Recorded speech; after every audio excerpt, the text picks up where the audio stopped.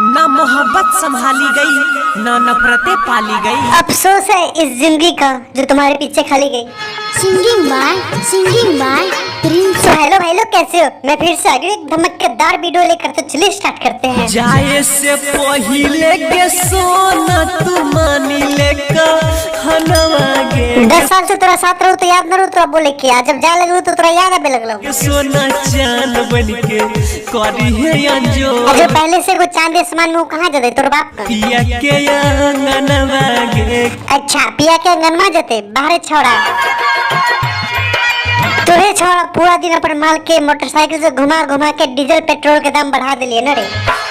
हमरो कभी मौका दही न रे। मिल जइबो पगली हम सोचल सब पनवागे।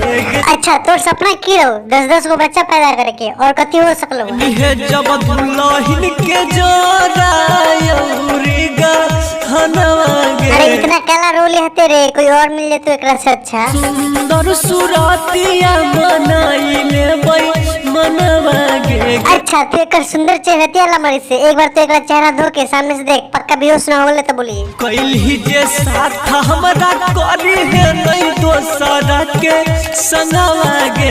कहला ओकरा लाज जूता खाए के दूसरा से की एक तो है जो छोड़ देली है। तोड़ल ही बिरिंसा के तो दिलावा देखाई के सपनवागे।